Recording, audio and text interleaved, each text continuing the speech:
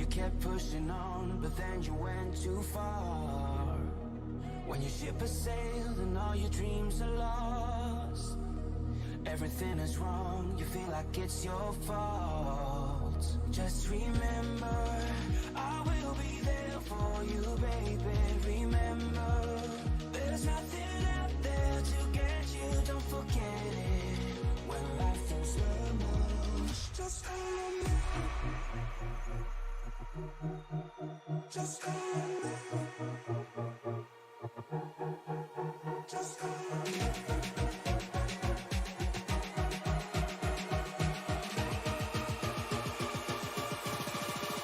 Just call on me.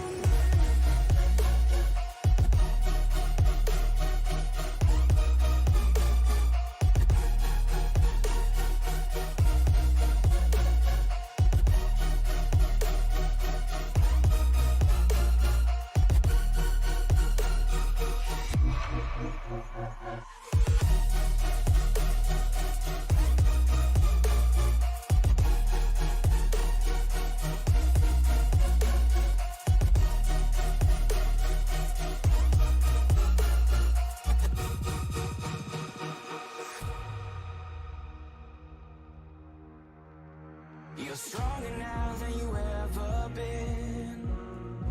You gotta leave now, it's time to catch the wind. You will climb up high and look through the clouds. And when you're feeling low, I know you'll bounce back. Oh, and just remember, I will be there for you, baby. Remember, there's nothing out there to get you, don't forget it. When life throws lemons, just call on me. Just call on me. Just call on me.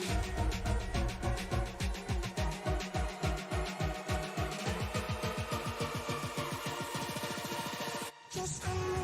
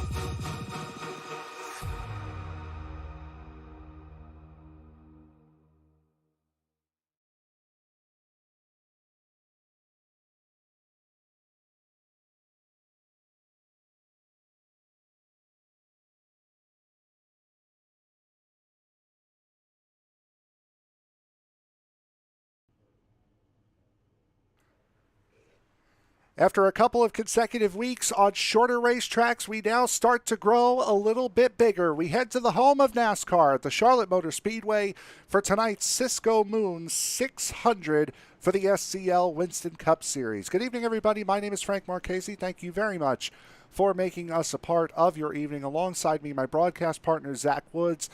Zach, finally getting back out on the big stuff. These guys have room now to spread their legs a little bit. Oh, Arms, I should say.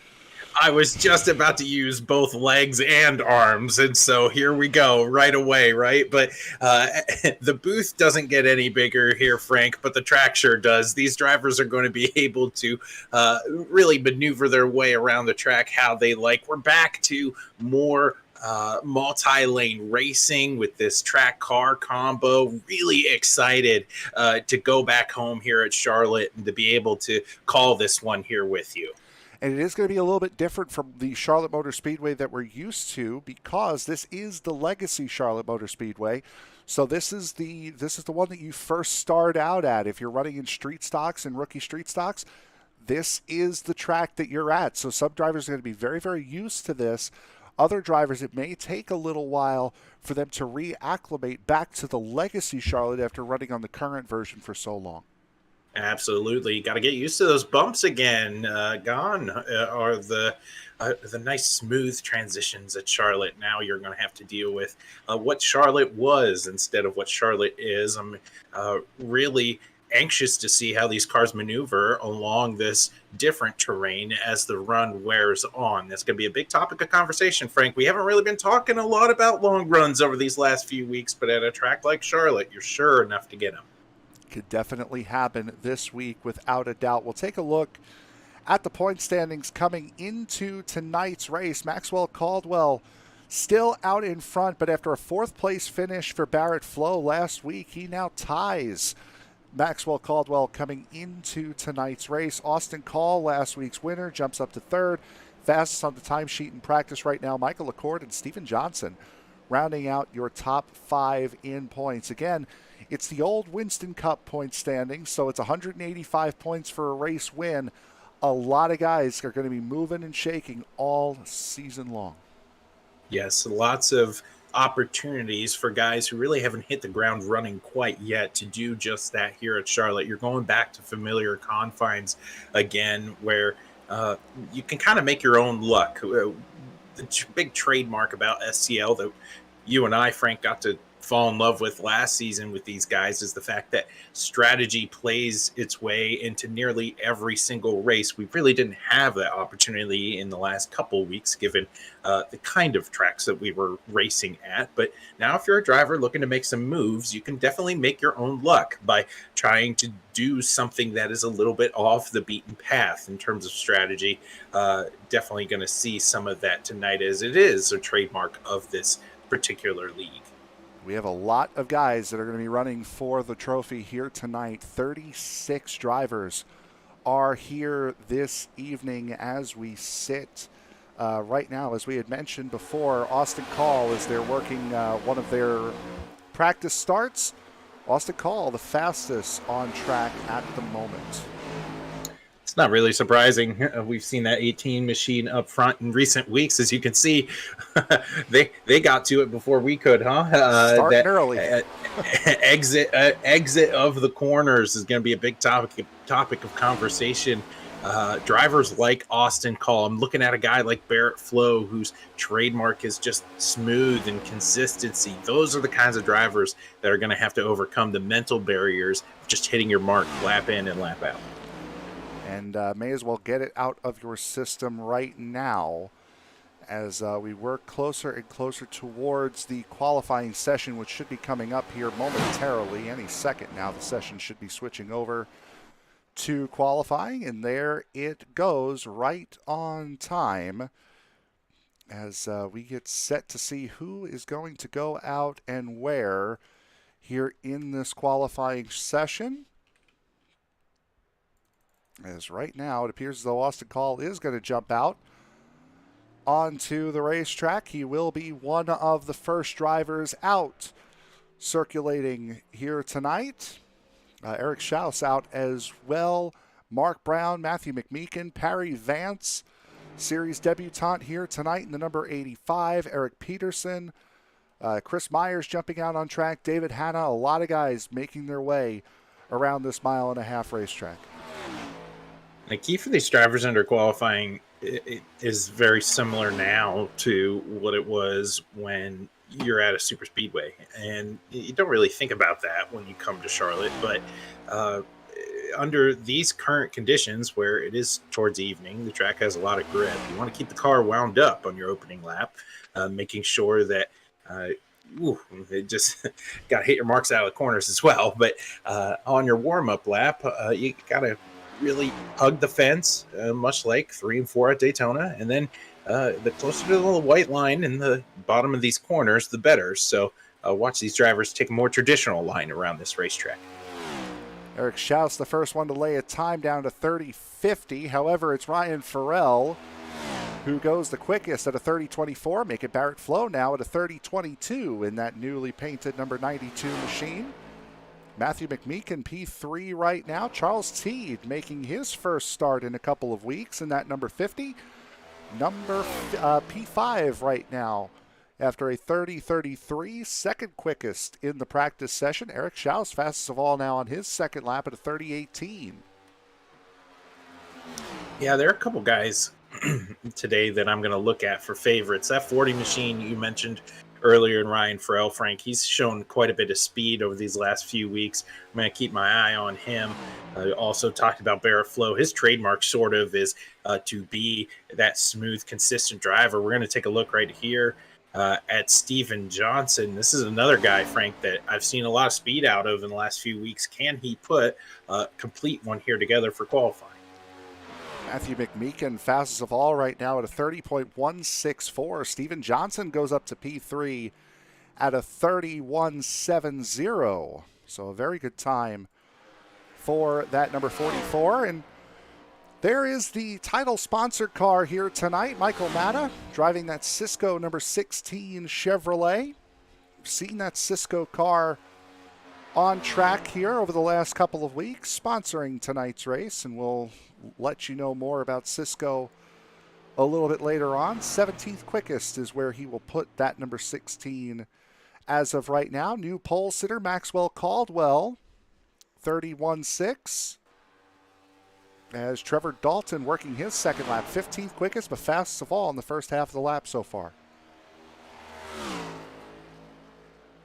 Keeping that wound up a little bit more in 3 and 4. That's a bit surprising. Of course, what do I know? As Trevor Dalton, of course, carries quite a bit of speed here in turn 1. Saves it from the fence. Cool down lap there. Yeah. Justin You don't want to Lewis. scuff it up, Frank, before you get started. Oh, So, of course not. Justin Lewis, P11 at a 30.22. Leaving just 3 drivers left to qualify with a minute to go here. Here is one of them, Derek Gilray. Season opening race winner at Daytona. Nathan Biggert and Wesley Whitfield, the only other 2 drivers that have yet to qualify. Again, 36 drivers registered for tonight's race. And it'll be 34 of them setting a time as Gilray's first lap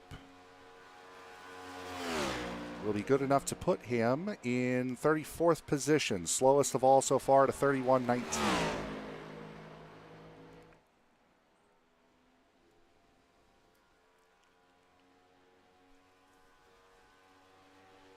It's a little bit more than a second off the pace from where pole time is, as he will be the last one to set time. And he'll do it inside of 5 seconds to go here in the session. And Gilray will jump up to P29 for the number 46. And with that, we will now head to the grid for tonight's race. Maxwell Caldwell with a time of 30.157. Beats out Matthew McMeekin for pole by 7 1/1000ths of a second. That is your front row. Barrett Flowe and Steven Johnson will make up row number 2. Row 3 goes to Eric Schaus and Joseph Grijalva. Chris Myers and Eric Peterson will make up row number 4, with row 5 going to Austin Call and Charles Teed. Justin Lewis will sit alongside Bob Fitzpatrick Jr., series debutant, here in row number 6. Row 7, we'll see Ryan Farrell and Michael Accord. Michael Caffrey and Trevor Dalton will make up row 8. Mike Peters and Mark Brown sit in row 9. And Michael Matta and Joshua Yarbrough will sit in row number 10. Lee Campbell and Darrell Redford, 21st and 22nd, respectively, on here on the grid. Todd Merkel and Adam Lowe in 23rd, 24th. Andrew McKenzie is alongside Joshua Broadwell. And then in 27th, we get to see Eric Sellers as well as Perry Vance also in 28th. Derek Gilray is in 29th. Alongside him, Tillman Hewer, a name to keep an eye on certainly as this race goes on. Andrew Miller is flanked by Matthew Fineth, David Hanna, Larry McKenzie, and then back behind these guys we have Nathan Biggert and Wesley Whitfield to round out your field. Biggert and Whitfield lining up via iRating after not setting a qualifying time. We'll take a look now at the weather conditions that these drivers will be facing here tonight. It is a rather cool night here in Concord, North Carolina, just beyond 8 p.m. In sim time, I should say, not Eastern time. 76 degree ambient temperature, 79 degree track temperature, which means these cars are going to be making a lot of horsepower, and the grip level is only going to go up as this night goes on. Absolutely, and you're going to see these drivers take advantage of the grip levels, especially here on these restarts. I expect them to be very frantic, trying to make the best position gains, maneuvers, however you want to throw it out there, Frank. We saw a lot of blocks and slicing and dicing at real life Daytona this past week. Now we're going to take a look at iRacing and see, well, just again, that same kind of pattern, aggression out of these drivers early on, and it's all because of these track conditions are going to enable these drivers to make such moves. Speaking of real life Daytona, this is my first real opportunity since then to thank everyone who joined us for SRM Racing's debut at Daytona, running the IES race. I was actually in the session with the number 16 of Michael Matta. Saw him for the first quarter of the race or so. He had gotten involved in an incident going onto pit road for the first time, and didn't really see much of him after that, unfortunately. We came home in fourth, though, and we'll be back at some point this week for the NIS series at Auto Club Speedway as we roll on off here, getting set to go for 125 laps at the Charlotte Motor Speedway. So far, lap-wise, longest race of the season here at Charlotte tonight. So these drivers are going to have to get settled in, right? I hope you're comfortable. Hope you went to the bathroom. Hope you're able to have a drink alongside you, because you're going to be in it for the long haul. And it's not just your physical condition you got to be worried about. It's your mental condition as well. As the race carries on and perhaps these green flag runs tend to materialize, that's when drivers are prone to make mistakes. Let's see how sharp these drivers are at SCL this evening. And going back to last season, a great race that we saw here last season. And this was the last race that I commentated with this series solo before you joined the booth. And I thank you very, very much for doing so. As we come through turns 3 and 4, getting set to go for 125 laps here at the Charlotte Motor Speedway, the Cisco Moon 600. Here at Charlotte Motor Speedway, coming to the line, we are green. Chevrolet and Ford will lead them across the start-finish line, barreling down into turn 1. It is Maxwell Caldwell getting a big shove here by Barrett Flowe as they are 2 by 2 behind him. 1 and 2 in points, 1 and 2 on the inside line. Matthew McMeekin already pushing up into the outside wall, coming off of turn 2, stacking up Steven Johnson a little bit. Fortunately for Johnson, Joseph Grijalva was there to give him a little bit of room. Inside, really starting to make the move as it's Caldwell and Flowe running 1 and 2. The first 3 are now single file. Now single file through 4 going into turn 1. The battle is now for 5th place between Steven Johnson and Chris Myers. Myers in the 24 on the inside line behind Eric Schaus in the number 60. There's Steven Johnson out there in that yellow numbered 44. Joseph Grijalva still out there. Austin Call trapped in 8th position right now. Yeah, you can most certainly try to make these moves early, as we get to see a driver who is determined to be in the lead right now. That's a bit surprising. Barrett Flowe to the front early on here, Frank. A driver who's sort of content on just sitting and riding. Looks to throw a block here down the backstretch. If Caldwell was not going to be content with sitting in second, that's points lead right there between these two in the 94 and the 92. Sticks Flowe, up on the outside line. Matthew McMeekin will hold on to third as Tillman Hoyer has had a problem. He is spun off. This is at the inside of turn number 3. The field is coming up to him here, and he's going to pull it back to pit road before the field gets to him. A single car incident towards the back of the field. The battle continues here. It's going to be between third place contestants. That's the 41 machine of Matthew McMeekin, flanked by Eric Schaus up on that high line. He's making it work up there right now. Take a look and see what happened to Tillman Hoyer in the 14. You know, he's already lost it. Coming off of turn 2, tries to get back on the track, and something apparently is broken in that car as he loops it and then rolls it down towards the access road at the entry to turn 3. Boy, Caldwell being very aggressive down low as we're seeing 3 wide in the back here behind these guys a little bit. Darrell Redford in the 227 has Bob Fitzpatrick in the 896 there, as well as Fitzpatrick getting swallowed up by Joshua Yarbrough running that outside line, and Todd Merkel on the inside. No matter where we go, no matter what track we're at, no matter what discipline it is, you can always count that 77 on the high line of these racetracks. He got a 2-for-1 there on the opposite end of the racetrack. Good for him.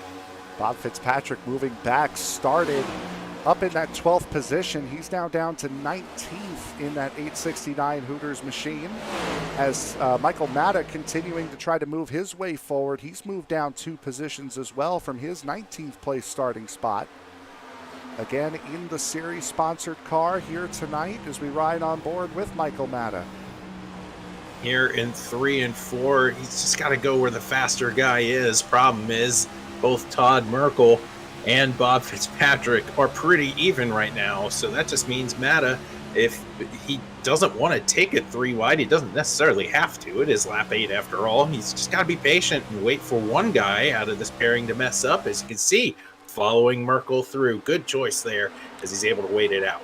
It's Andrew McKenzie behind him. Adam Lowe battling side by side as well in that number 58. This is just outside the top 20 is where this battle is taking place, as somebody just rode the wall. That might have been the 802 of Joshua Broadwell that we saw out there. It's the 85 of Perry Vance trying to make that outside line work there in that admin box, number 85 for Chevrolet. And that outside line, Frank, is going to work here early on. But we did talk about at the top of the show how this is probably going to be a green flag run kind of race. And the more you drive up there, the more you're going to wear out those tires. You're going to put more pressure on that right front. And ultimately, that's going to lead to a worsening exit. You got to keep that car right on that white line, as we get to see here on the camera. But the more you can do that, the better. Michael Matta now leading this line, running that outside line with Todd Merkel behind him. That's Matta back up into 19th position where he started, as Todd Merkel looks to the inside of him up in the front pack. Side-by-side racing between Mike Peters and the 95 and the 73 of Mark Brown. I really thought that this field would settle down by lap 12. We're at lap 11 right now. We're about to take lap 12. But, Frank, there's some great racing all over this racetrack right now. Looking at that battle off the back of Trevor Dalton right now. Dalton currently occupying the 11th position. Michael Accord there as well in that natural light number 17 car. Now looking in front, Ryan Farrell to the outside of the number 30. Joseph Grijalva and Justin Lewis right in front. Still a lot of side-by-side racing all throughout this field, as now Steven Johnson being forced into a 3-wide situation with Matthew McMeekin and Chris Myers. Somebody back there did not want to just sit 2x2 any longer and thought the better of it, as we continue to have this battle back here for 4th place. They might just get sorted out here coming out of the corner. Just a little bump out on the fence there. But it looks like drivers are going to start thinking the better of racing side by side as this run carries on. Ryan Farrell looked like, he got loose there coming out of turn 4, but also was in the middle of 3 wide between Peters and Brown going into turn 1 last lap. Ended up getting back out ahead of it As Justin Lewis now sneaking in the middle. That's Steven Johnson almost catching the outside wall in turn 2 as Lewis really made a move towards that middle line. He has had a lot of speed, Frank, over these last few weeks, Justin Lewis. I really felt like he had a car to win and just ultimately dominate this SCL event last week. But that wasn't quite meant to be. We never really got to see Justin Lewis up front really pull away from the field. He's determined to not sit back and wait any longer as he's trying to make his way up through the top 10. Nose cam just above the splitter for Justin Lewis.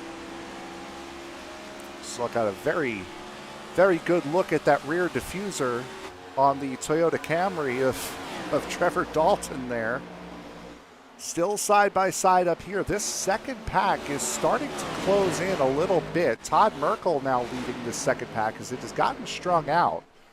A lot of close racing was happening right around this position as that Steven Johnson nosed into the outside wall. Caution number 1 of the evening coming out. He locks it down. Can everybody get around him? I think everybody's going to mind their business as Steven Johnson keeps it locked down here on the backstretch. We were documenting this battle, and ultimately one of the guys lost control coming down the backstretch. Steven Johnson had been getting knocked to the outside line on a couple of different occasions over the course of this green flag run here. Oh, that was Michael Accord catching the wall. That had nothing to do with Johnson. That was all on Michael Accord. It's wrong place, wrong time. Excellent work on the field, though, to get out around it. Try to take a look off the back of Michael Accord's number 17 here. There it is. There's the contact with the wall. There's the contact with Johnson.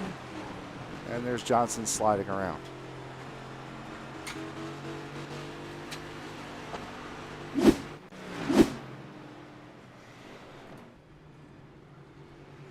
Cars now starting to make their way towards pit road. I believe Charles Teed is going to be the first one. He's going to bring teammate Eric Peterson along with him.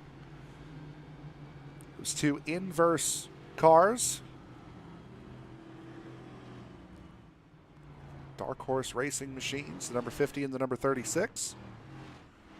Based off of, and as you had said when we first saw these two cars, based off of Robbie Gordon, Jeff Burton's old Singular Wireless machines. Or at least that's what it looks closest to, what it closely resembles. Don't necessarily know if they were based off of them. Tillman back Hoyer up getting front. one of his laps back.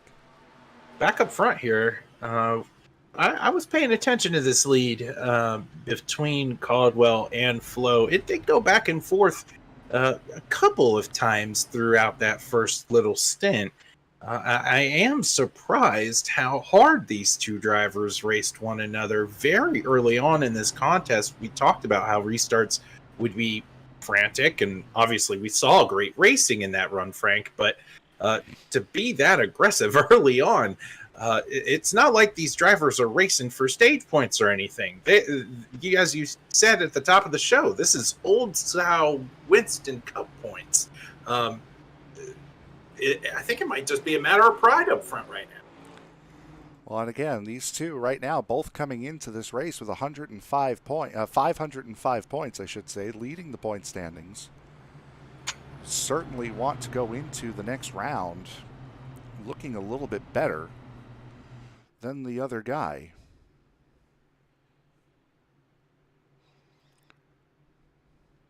As we will take this time here while we have it under caution. As there is, once again, Michael Matta's machine sponsoring the, sporting the race sponsor on his car, as he has for the last week, Cisco Moon. Be sure to tune into Cisco Moon's and Stevie's latest collaboration project titled Tears of Sweat, out now on all major streaming services. This project features very raw lyrical contributions from none other than Cisco Moon, accompanied with the very relaxing and soulful production from Stevie. They have a lot of new music scheduled to release in the near future. with some very talented artists. And with that being said, they're proud to announce the release of our... They're proud to announce the release date of their highly anticipated single off of their next project titled LA Noir, featuring Chester Watson, dropping on February 28th. Their follow-up single titled Silk Drawers is going to be released on March 21st, featuring Raheem Supreme. Be sure to check out all of their past and future releases on all major streaming services. I get one more crack at that during the race, and I promise we'll get it perfectly.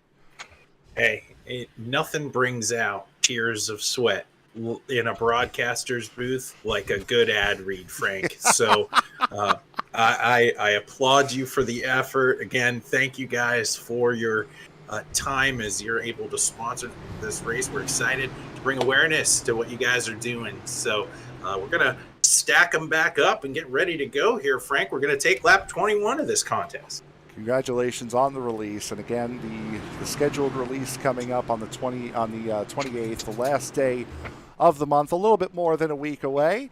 As we get set to go racing here, Maxwell Caldwell, Barrett Flowe sharing the front row, green flag in the air. A great start for Caldwell as Flowe and Schaus go battling side by side going into turn one.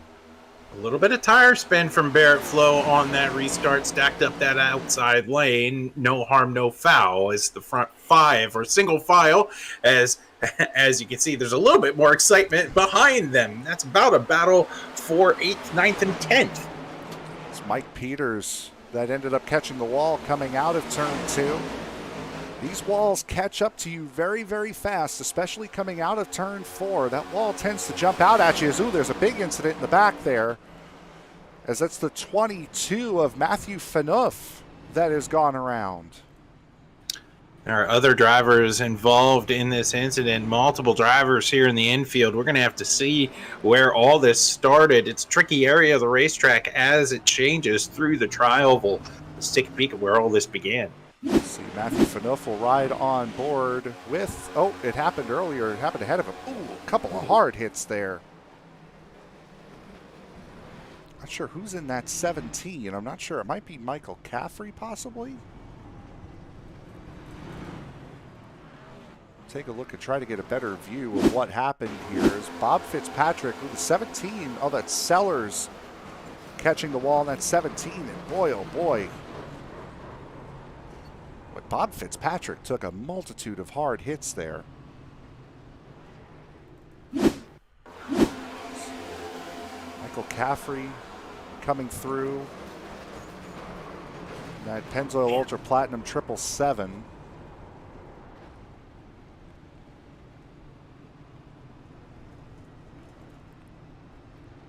From Eric Sellers' point of view, Sellers got into the wall. He was the one that triggered this, and another hard hit there from him. There's the 22 going spinning.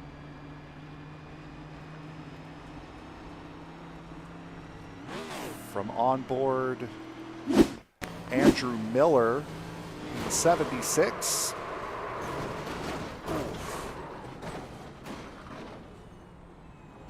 A couple of really hard shots there that Miller took.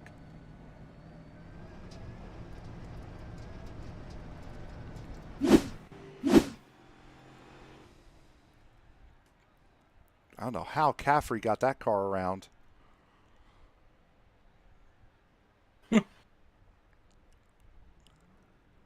Tears of sweat, man. Tears of sweat. Boy, and oh so... boy. Hey, you've opened it up, Frank, and it's got everything to do with the sponsor read, so I can go back to that well as many times as we want.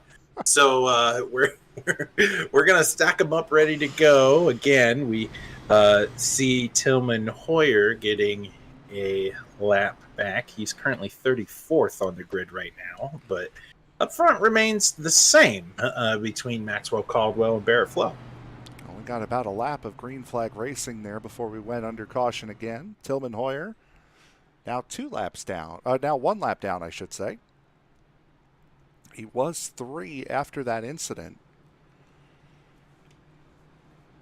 Phaneuf and Fitzpatrick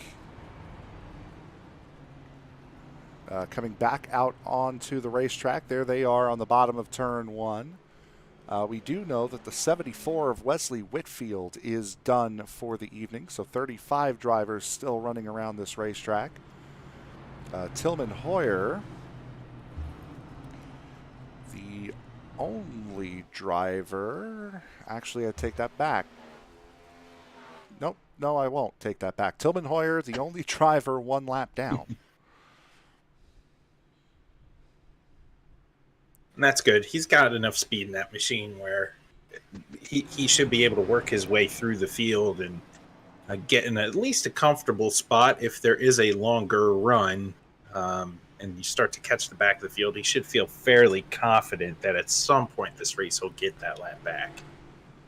Hoyer's had a couple of very good runs here lately. They've not necessarily resulted in the best of finishes, but he has certainly had some very good runs. So I would definitely expect to see Tillman Hoyer back around here. Bob Fitzpatrick, the only other driver not on the lead lap, he is 2 laps down.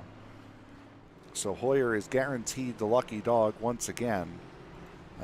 If and when another caution comes out, as we're getting set to go back to green flag racing, and I'm not sure if you guys noticed this, I certainly did, but we have broadcasted more than 7 laps before going to break. Does that mean we're due? Does that mean we're due? Yeah, we're going to we're going to go to break right when the green flag comes out. We're not going to do side by side because we need side by side, right? Yeah, that's what the pros have taught us, right? And if something happens, we are going to stay in break and let you guys try to figure out on your own what happened. We're not going to show any replays. Yep. We're going to leave it up on the small screen. If you're lucky, you'll catch a Twitter update about it. So good luck. I know that the YouTube chat is really active, so maybe you guys can piece it together down there in the comments. But we're just kidding. Frank and I, we're not talking about any broadcast company in specific. We're just making claims as we get set to go back to green flag racing.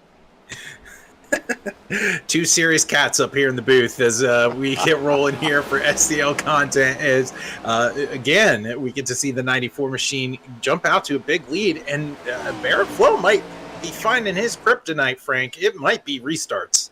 Yeah, that outside line has not fared too well. No restart zone here at the Legacy Charlotte, so these guys don't have to worry about that, as Chris Myers and Austin Call getting up close and personal with each other coming through 3 and 4. Myers has had a bit of a mixed bag this season. We got to see him at the end of last season kind of piece some good runs together in that 24 machine, and has not been the, let's just say, pinnacle of consistency that I personally expected him to be at the start of this season. Good run for him early on. Had a very good run last season, including that win at North Wilkesboro in that number 24.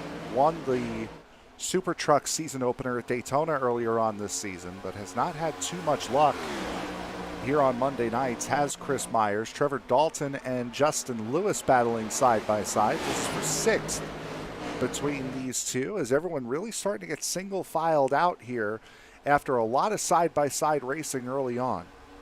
Yes, I think the guys in the field have gotten the message.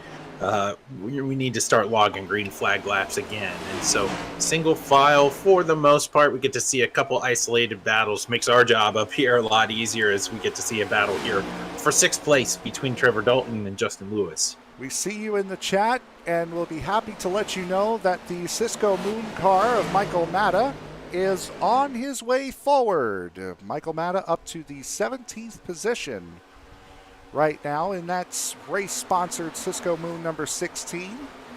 Up into 17th spot from his 19th place starting position. And now looking for more on Charles Teed in the number 50.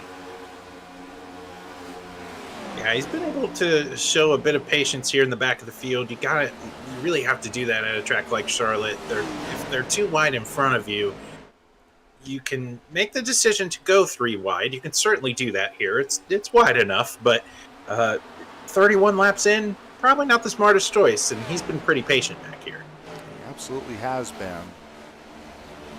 Joseph Grijalva and Matthew McMeekin battling side by side. Grijalva in the Motorcraft Ford. Matthew McMeekin on the outside line in the Busch Light car. McMeekin having that really good qualifying run. It's a little different here in race trim, so I gotta make sure that you can be fast all by yourself and in traffic. Maybe trying to find his place among some of these guys we see up front every week. Started second, did Matthew McMeekin, as we see Austin Call now looking to the inside of Chris Myers once again. Myers went for a dive going into turn 3 on Barrett Flowe, did not work out for him, and now has lost the 4th position to last week's winner, Austin Call. I keep seeing a little bit further back here, Mike Peters, he thought about making that 3 wide middle move twice that last lap, thought better of it. It has sorted itself out in front of him. Now he's way up in the marbles in 3 and 4. That normally doesn't end well as he tags the wall out of 4. Normally doesn't and did not for the 95 of Mike Peters. So Peters with right front damage, and he's going to give himself a little bit more. Can't compound issues here at Charlotte. It's such an unforgiving track. If you get up in the marbles, you run the risk of damaging your car and then flying into the next set of corners, not knowing how your car is going to handle. So you can't compound issues here. Charles Teed thought about an attack on Michael Accord, then backed out of it. Now is going for it again. Charles Teed in the number 50 is going to be very, very quick here.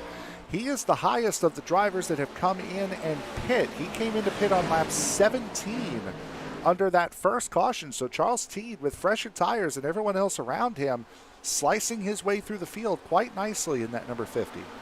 Yes, Frank, I had to do a double take when we panned to that machine. I wasn't quite sure we were looking at the right ride. I was shocked by how quickly he's been moving through the field. So really, 17 lap fresher tires making a huge difference here at Charlotte.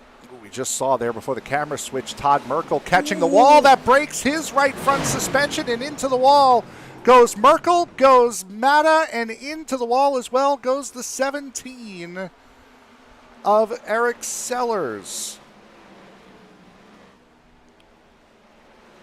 That is not how Michael Matta wanted this race to go, especially carrying the race sponsor on the car. And again, nowhere for him to go as we saw equipment failure in real time with Todd Merkel. Something happened on that 2 Merkel Racing Engines machine to propel him into the fence. We're going to see it here on the replay, but definitely an abrupt turn to the right. And on a track that only has lefts, right's not where you want to go. Yeah, not necessarily. And we saw, again, we saw just before the camera switched, we saw Todd Merkel hit the wall. There's oh, that's the incident. The car just, what, my goodness, Sellers taking another very hard hit. And that DeWalt number 17. We'll try to go back a little bit further here. Oh, we're back almost a full lap here. So Merkel gets through 3 and 4 here fine. It's the second bit of the dog leg on the front stretch that catches him out. You see Michael Accord blinking a little bit. So he's going to get through this fine. And then just, boy, looks like he doesn't turn the car at all. Suspension's broken here, so he goes to make the turn into turn 1, and he's got nothing.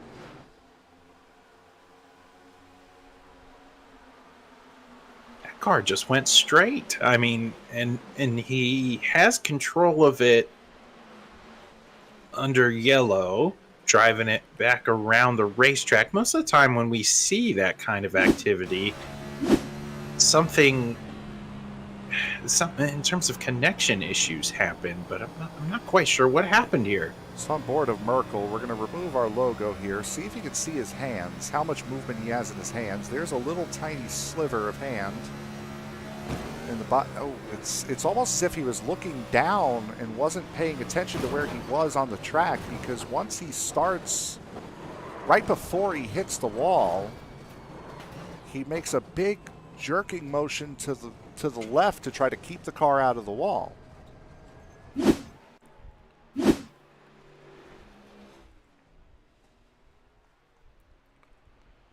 Wow. So that is fast repair used for Michael Matta. Fast repair for Todd Merkel.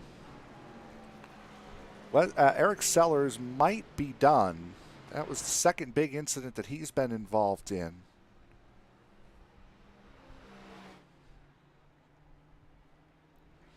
And right now, after pit stops, Charles Teed finds himself in the race lead. Everyone except the top three came into pit. Now, the caveat to that is Teed, Peterson, and Broadwell, the three that stayed out, came into pit on lap 17. Yeah, we talked about earlier, Frank, how 17-lap tires meant a lot for these drivers as they were moving through the field. Now the field behind them have 20-lap fresher tires. So, again, a little bit of discrepancies there. We had a couple cautions in the middle of that. So, but, man, we were talking about Charles Teed earlier. He was really carving up the field, and I'm pretty certain I got to see Eric Peterson get involved in that wreck that just happened. Pretty certain he's okay, but man, what a call from these guys. So these guys saving a set of tires for a little bit later on in the race. Off cycle from the race leaders right now. Maxwell Caldwell, who was in the lead when that caution came out, is running in fourth, so it's not like he's lost too much ground. Eric Schaus and Barrett Flowe will make up the outside, will make up row number 3 here for this restart. So it'll be the two Black Horse Racing teammates of Eric Peterson and Charles Teed leading this field back to green here on lap 41 of 125 here tonight. Well, we did talk about at the top of the show, Frank, pit strategies and maybe some dark horses coming out and emerging to put their stamp on the SCL season. It'll be two of them leading the field to green here with Charles Teed and Eric Peterson.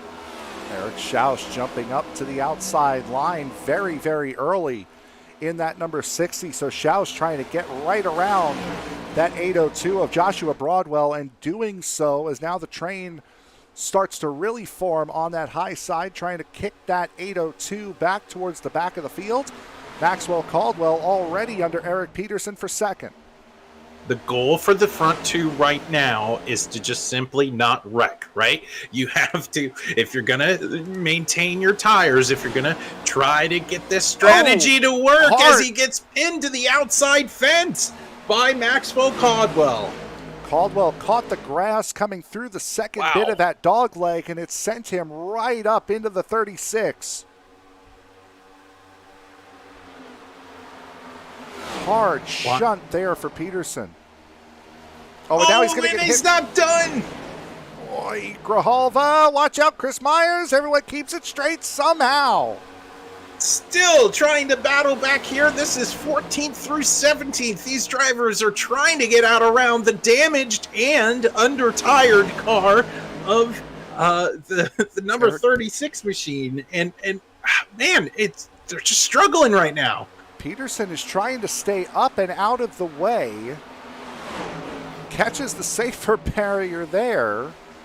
Here comes Joshua Yarbrough coming through. Steven Johnson, who we saw spinning earlier, coming through now as Peterson continues his slide, and it's all because of damage. Trying to, it looks like he may have stabilized himself now, but running that outside line, there were a couple of very close calls with Joseph Grijalva in the 47 and with Chris Myers in the 24. Meanwhile, the other side of this equation is Charles Teed. He just conceded the lead to Maxwell Caldwell, now falling victim to Eric Schaus and Barrett Flowe. Barrett Flowe on that inside now. There's Trevor Dalton in the 30 to add a little bit more woe to Teed's race over the last couple of laps. And Teed's not going to fall back as far as Peterson did. One, he hasn't gotten pushed into the wall, and two, there's a pretty nice gap behind Matthew McMeekin in the 8th position, so he's going to slot in right there. However, the racing is quite hot and heavy behind him. Mark Brown trying to run away. Adam Lowe has just gotten around Joshua Broadwell. Now Chris Myers trying to follow suit. And who would have thought that at the beginning of this restart, the 802 of Joshua Broadwell would be holding on as well as he would. I mean, he started dropping back very quickly. Of course, he is not the worst out of the 3 to drop back through the field. He gets a great view of this battle between Joseph Grijalva and Michael Accord. Michael Accord getting the better of that battle. Darrell Redford in the 227 Metallica Ford on the inside line now. Battling, getting very, very close to Joseph Grijalva on that outside line as a battle for the lead shaping up. Eric Schaus now out in front in that number 60 car. Barrett Flowe and Maxwell Caldwell side by side for second. Eric Schaus says, you know what? I want this lead. I don't really care about what's going on for your grudge match for the championship. How about y'all argue over that over second place? I want the lead here at Charlotte. And ultimately, a great power move by that 60 machine. The power move behind him is Barrett Flowe taking second position on the outside line. Maxwell Caldwell diving into the inside line, looking for second. Now has gotten under Schaus, looking for the race lead. Caldwell has second and looking for more. As we come to the line, Schaus will lead the lap, but will Caldwell have the lead coming through 1 and 2? That 94 and 92 pairing are just never content tonight as Barrett Flowe gets all over the back bumper of Schaus, and there's a caution on the racetrack. Yep, caution is out. There's Matthew Phaneuf in a, boy, that deja vu all over again. It's a very familiar spot to where we saw Phaneuf last time. Possibly an issue with David Hanna from what we're seeing. There's the 28 of Hanna. There's Phaneuf getting loose coming out of turn 4, pardon me, and then another pair of very hard hits for both of those drivers. Ooh, that's from Hanna.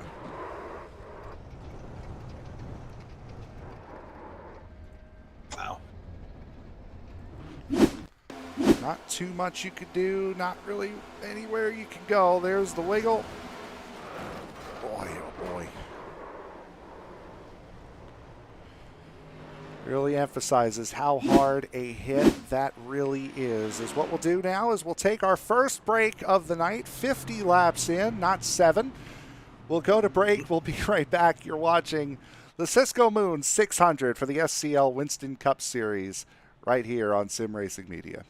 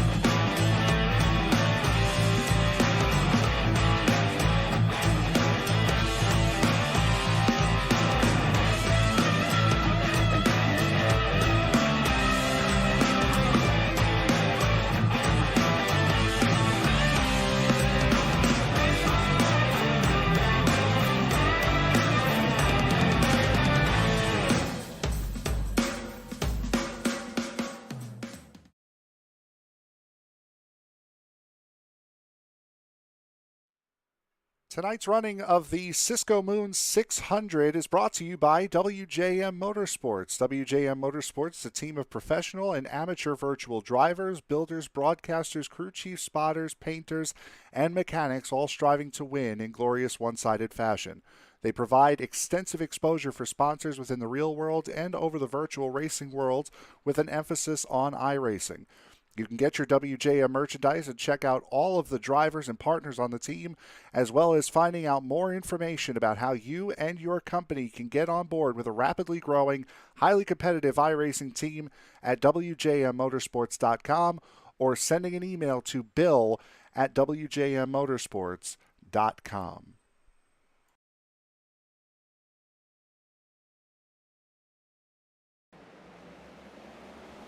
Back just in time for green flag to fly once again here at the Charlotte Motor Speedway, working lap 54 here of the Cisco Moon 600. Maxwell Caldwell, Eric Schaus leading the way as we restart.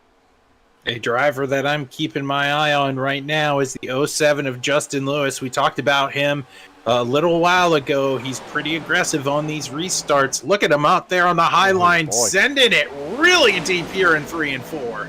Very, very good run there for that 07 of Justin Lewis. We really saw him burst onto the scene at Gateway last season. Had a fantastic run there and has been flying ever since. Justin Lewis on that outside line, really making it work. Barrett Flowe now jumping to the outside line to come with him.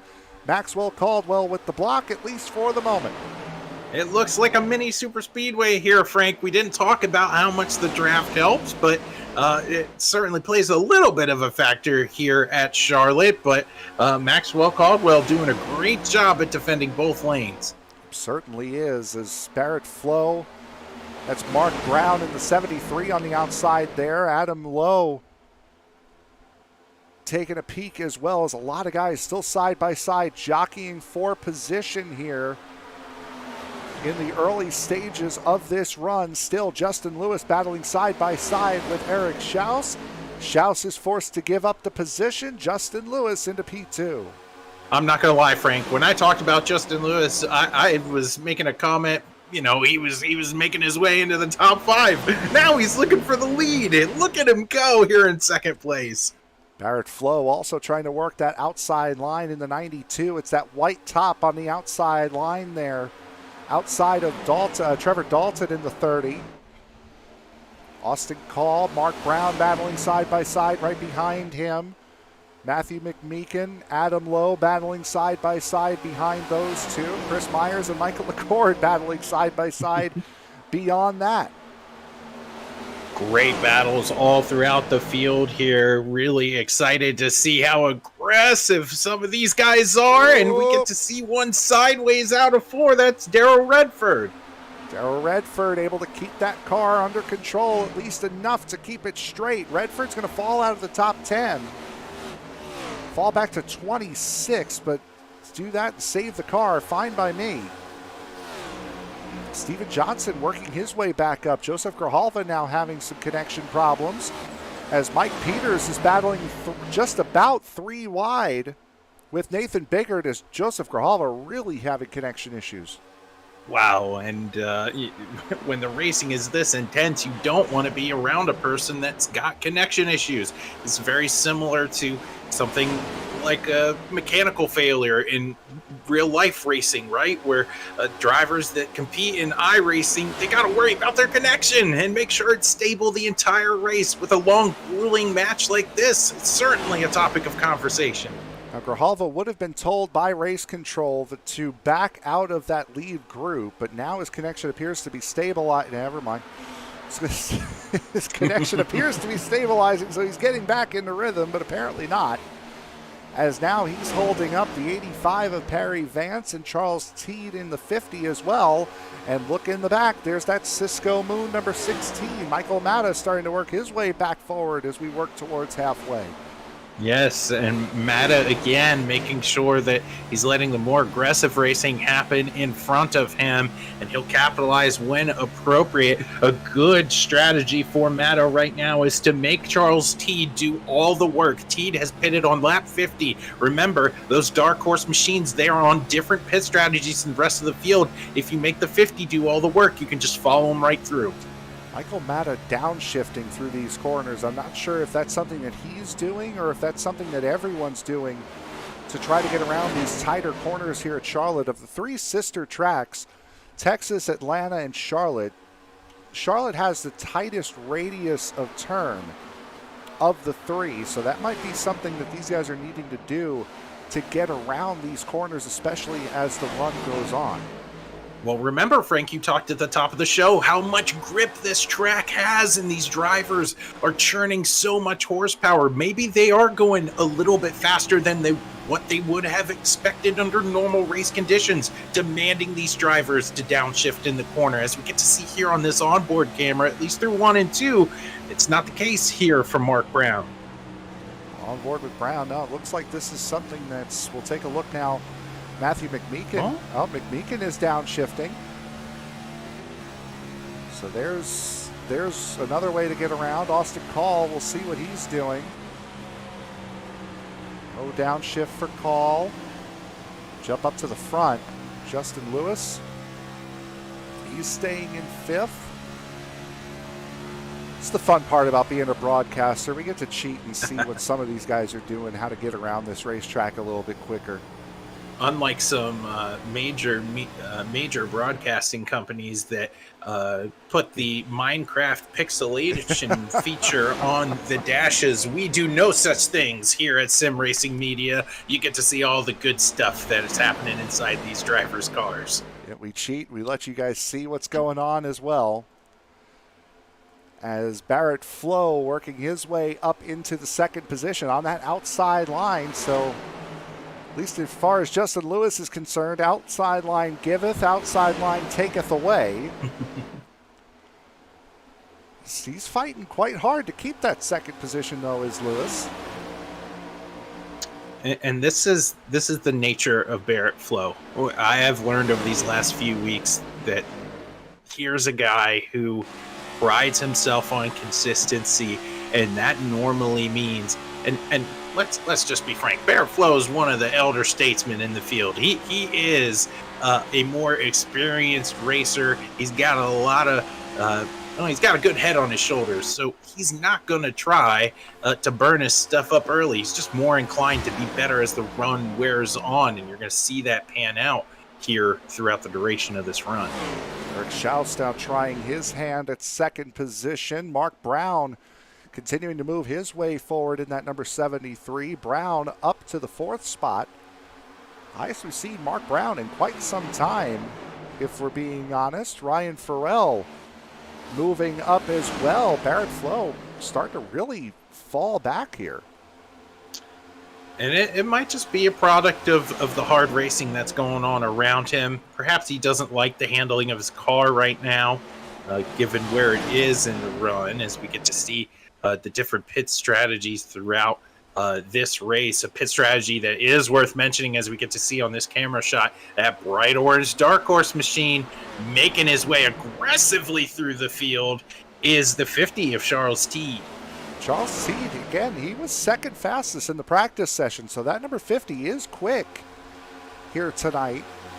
Just hasn't really been in a position to show how fast he can be, and when he was on 20-lap older tires than the drivers behind him. So Teed has had a lot of work that he has had to do, and again, off cycle with the rest of the leaders. He came in under that last caution flag on lap 50. A little bit of net code between him and Chris Myers, as you got to see Myers going up towards the fence, and that's not net code. Side by side, hard hit with Mike Peters as he's flying through the infield into the inside wall. Everyone kept it straight, so the caution does not come out. Chris Myers doesn't lose too much. He'll fall out of that lead group. But he certainly does not lose as much as Mike Peters did, as those two got connected coming out of turn 4, catching that wall right under the start line. And now here comes Chris Myers down. Oh, we got road. a wreck in the tri-oval. It's the 50 machine of Charles Teed, and it's a big one. 58 in the middle of the field, other drivers involved. Adam Lowe caught a big bit of that.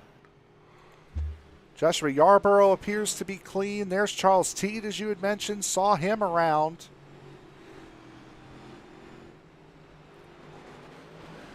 But turn 4 has been the trouble spot here tonight.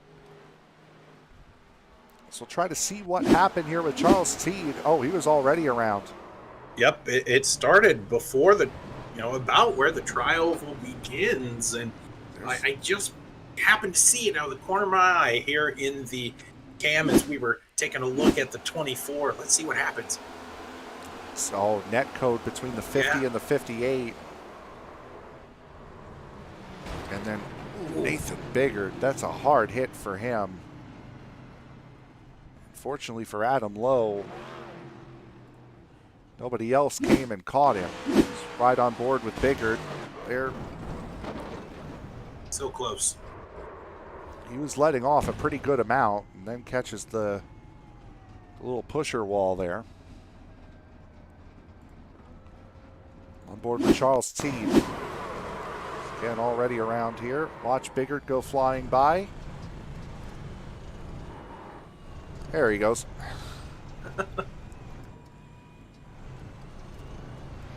Certainly one thing you don't want to see when you're going through the grass is somebody out of control going through the grass as well, as we are now down pit road once again. All of the leaders this time. Eric Peterson, Joshua Broadwell once again staying out. David Hanna staying out as well. There's Nathan Biggert rolling out of pit road. Oh my goodness. What happened with the 30 of Trevor Dalton?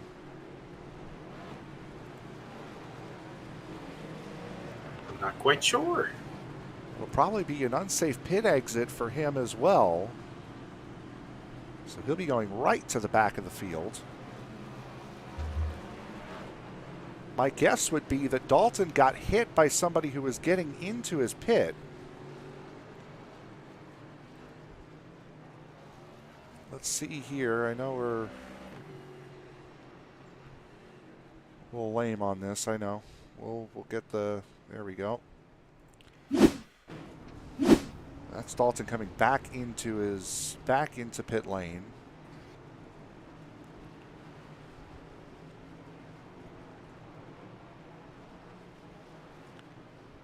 Coming back around. Let's see if we can get a better example of what happened here. Trevor Dalton. Well, that's still the same. Let's go back a little bit further here.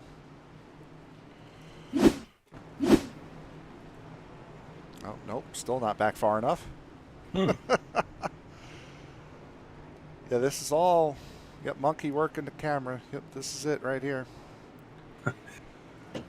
Let's try this one. Here we go. There we go. Nope, just too much gas. And fortunately for the 73, there was enough net code that he doesn't get it. I'm wondering if he... Don't make me try to find it again. I mean, I'm just saying. I was... You know what? It's not worth saying. Here we go. Let's go. Let's see. He's in first gear. Okay, nope, just too much gas too early. You're right. Okay. Thanks, Frank, for entertaining me. I appreciate it. So took enough time trying to find it the first time. It's worth mentioning, Frank, 3 incidents in a row caused by netcode. Remember, Mike Peters got into the 24 machine of Chris Myers. Then a lap later, we got to see an incident that was caused by netcode once again between Charles Teed moving through the tri-oval. Yep. And then on pit road, we got to see perhaps an incident avoided by netcode. What's going on here? There's been a lot of a lot of issues, especially coming out of turn 4 tonight. We saw the incident coming out of 2 with Tillman Hoyer right at the very beginning of this race, but other than that, everything's been localized pretty much entirely out of turn 4 and through the tri-oval. Well, here we are. Another dark horse up front. It's the 36 of Eric Peterson. And remember, last time he did this, he got bumped around quite a bit. So did his partner on the outside, Joshua Broadwell. So we're going to try this all over again, as the front 2 did not pit. Yes, did not pit. The last time they came down pit road was on lap 50, and the 36 leads them away. A little bit of tire spin on the outside. That was a lot of tire spin there from Joshua Broadwell. And into the wall. That's Austin Call. Really hard into the outside wall on that restart. A world happened to the 18. Broken suspension, so he's cautions out now. Not sure, there might have been. Oh, there was. Oh, they're still wrecking. Big wreck here. This is half the field, Frank. This is half the field. It's Broadwell. There's Matta stop. Justin Lewis. Andrew McKenzie. Lewis is high-pointed on something, trying to get the car going. Maybe something's wrong with the suspension. He's going to tow it back to pit road. Oh, my goodness. Yeah, this was a lot here. Let's take a look and see what happened. Of course, just as I say, everything's been localized out of turn 4. We're gonna wreck in turn 2 now. So here's Austin Call. So this is what happened to Call on the restart.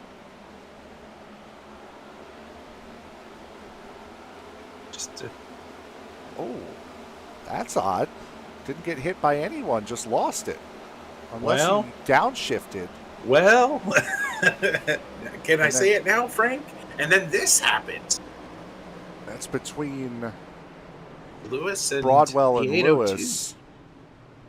Yarbrough catching a big piece of it. There's the 014. Steven Johnson somehow snakes through it.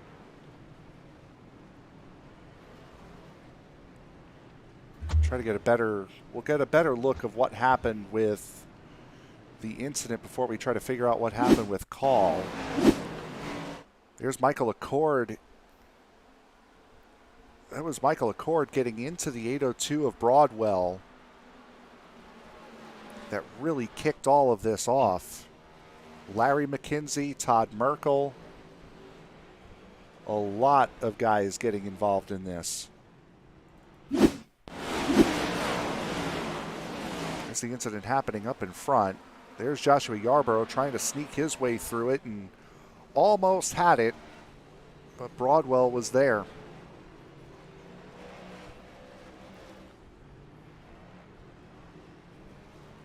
From Justin Lewis's perspective, he's already around and spinning here. Gets hit again. That's Andrew McKenzie.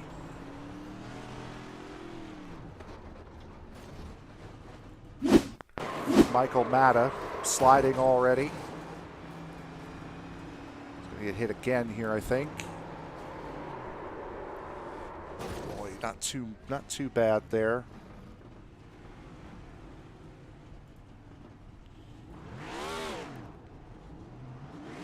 On board with Larry McKenzie in the 00. Seeing everyone check up. Boy, I think he might have gotten hit by either Chris Myers or Adam Lowe, one of the two. And now we'll see how that happened with Austin Call up here on the restart. Here we go. Second gear, third gear. As he goes into fourth. Oh no, he caught the grass. Wow. Wow.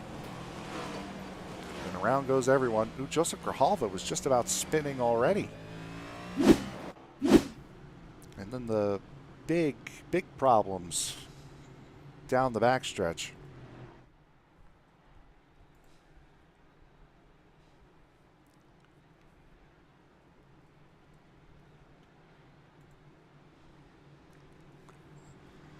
So if you wanted a big one tonight, that certainly was it.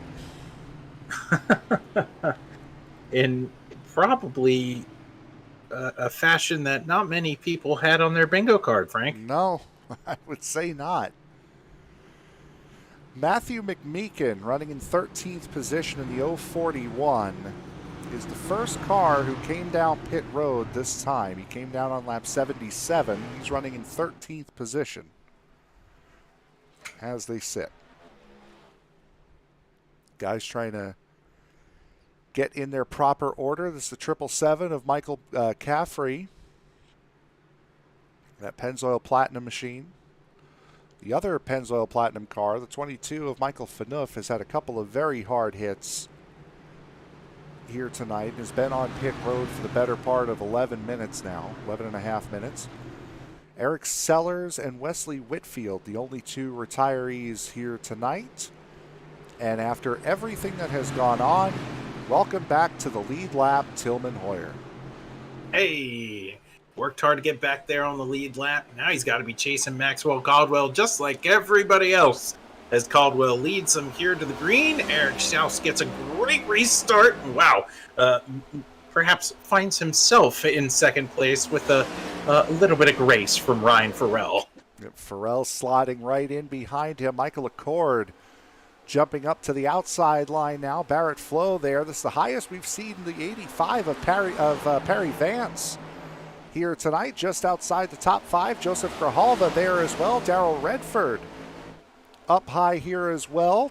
Derek Gilray up in the top 10 for the first time tonight, or just on the fringes of the top 10 for the first time tonight. That wreck right there really shuffled this field up as the 85 of Vance catches a little bit of the door. McMeekin sideways. Caution will come out again, and another track clogging incident on the backstretch is Larry McKenzie going for a ride. Like, sponsor car is in it. We have Michael the double Matta zeros again. in it. Wow, Chris Myers is also in it. A couple big heavy hitters involved in this one. It's the second straight incident. Of course, as I've said, that all of these incidents have happened out of turn 4, and now we've had 2 track clogging backstretch incidents in a row. Ugh, tears of sweat rolling down my eyes right now, Frank. You've jinxed it. It's the commentator's curse, but we carry on here in the booth in spite of the hard, in spite of the heart. I kid myself up too much. I'm losing it myself. Let's take a look here at the replay. That's again, there's McMeekin getting clipped by Perry Vance. 44-34, Austin Call getting involved in it. Bradwell catches it as well. Larry McKenzie. I mean, this was another one here. Watch McKenzie in the 00. Wow. With Mark Brown, and then catches that opening in the wall. Joshua Broadwell in it as well. Here's Larry McKenzie on board of him. Oy. And he might have been fine had it not been for the 73 being where he was. Joshua Broadwell. Oh. It's a hard hit to the door of Chris Myers, and then he takes one as well. Michael Matta. Just nowhere to go. Gets a big hit from Myers.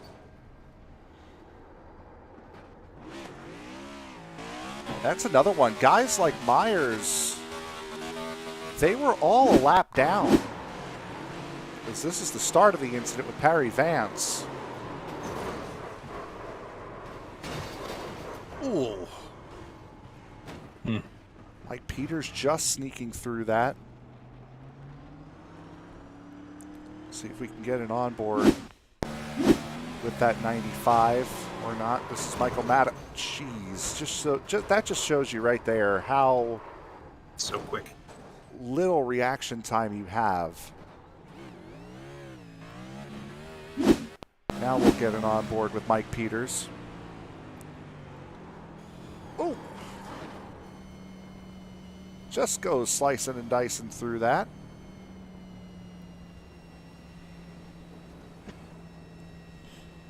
And then one more from the 24 of Chris Myers.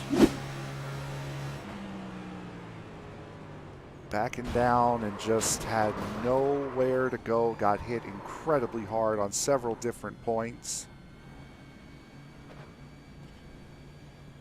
Two very large incidents here at Charlotte. And again, that one caused with the contact between, I believe it was Barrett Flowe and Parry Vance, sending the 85 sideways.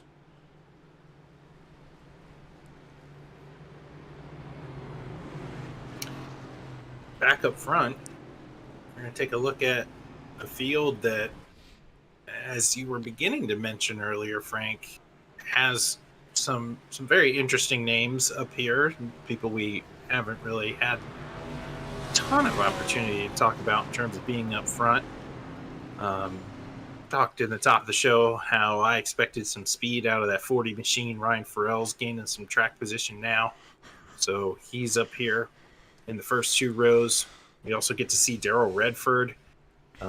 He is fourth on the inside lane in that Metallica car. I feel like we've talked quite a bit about Daryl. Unfortunately, it's been for reasons that, well, nobody wants to be talked about under yellow, but he's up here up front. And we have a nice mixed bag up here in the top 10. I'm making a plea to John Leach and James Riles right now, Mike DeMoney as well, that Zach Woods is no longer allowed to work with Tony Trapasso because your tears of sweat has trickled into the chat as well. So you are no longer, I am asking those three to bar you from working with Tony ever again as we're back under green.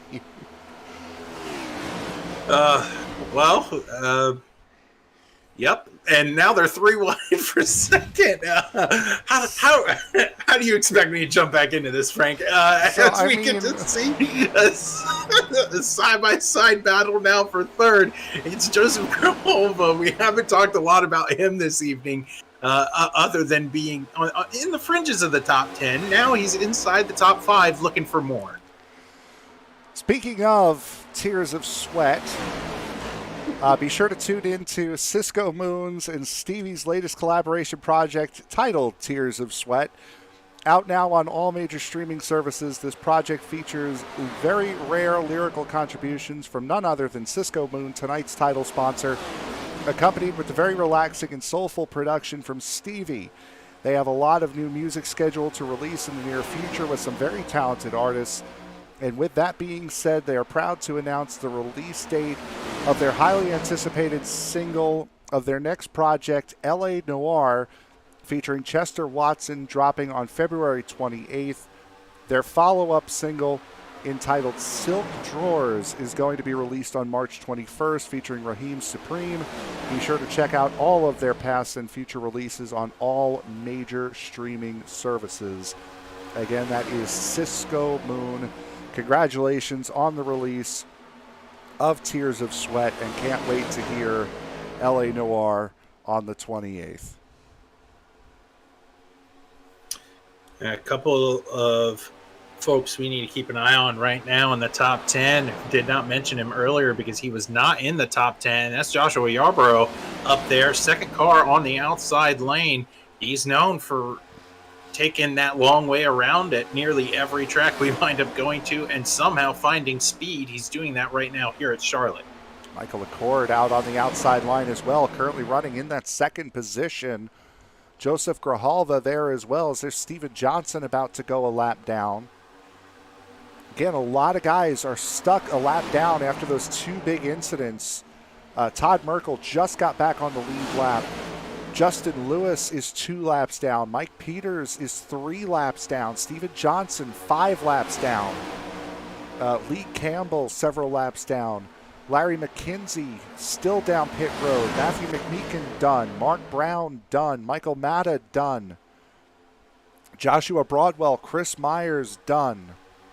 So there are a lot of guys that were up here at the front that were fixtures in this race no longer circulating as we're about to hit lap 93. And how they maneuver around this lap car is going to be important as Schaus is in the wall. Eric Schaus kept it straight for the most part, and there goes the rest of it. Darrell Redford. Oh. Charles Teed. Both Dark Horse Chevrolets are in it. Oh, Peterson's broken now too, and again that's not good for Peterson because remember he came down, took the faster pair earlier after the earlier contact.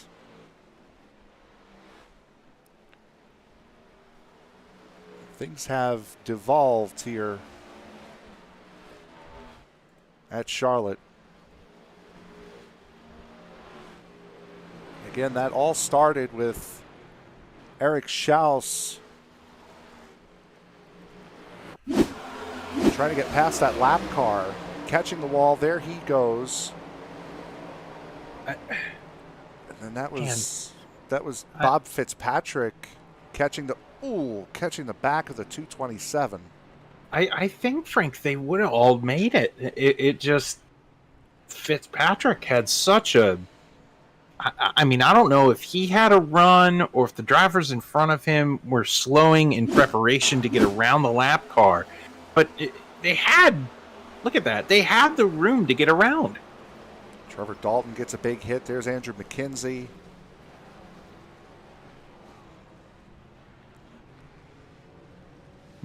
There, if anything has come out of Charlotte tonight, it has been big hit after big hit after big hit. Yes. Take a look here from Eric Peterson's point of view. Everything's already happening now. There they go. Slows down, trying to... Boy, he's locked down there. There's really nothing he can do with Redford starting to trickle down the track like that. And that'll put an end to Peterson's night.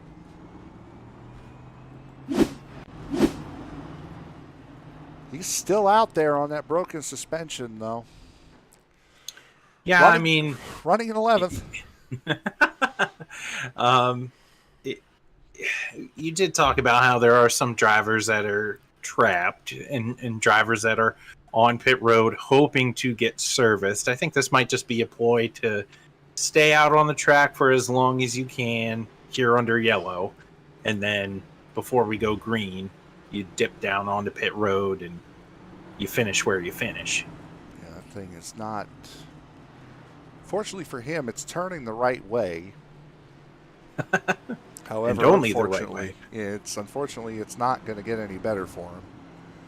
As he comes down pit road now. Charles Teed, Adam Lowe, Austin Call, Todd Merkel, Andrew McKenzie all down pit road here as well. Bob Fitzpatrick, Darrell Redford, Derek Gilray, David Hanna, all down pit road also. As we have gotten to the Daytona portion of the race, and that being, it's easier to count how many cars are still left than there are to count cars that aren't. A couple guys I want to highlight here under caution reside in the 8th and 9th positions of Tillman Hoyer and Perry Vance. They have gained 22 and 19 positions from where they have started on the grid. Again, this has to do a little bit with what's been going on in the last 15 laps or so, but we've documented that 14 Machine's quest to come back through the field, and we have recently talked about the 85 being inside the top 10. We have, and he's right back inside the top 10 as well. And for Tillman Hoyer, again, to have had the night that he had, getting loose out of turn 2, stopping on track in turn 3 on lap 2, losing 3 laps, gaining them all back, and now he's running in 8th position. It has been one heck of a night for that number 14 of Tillman Hoyer.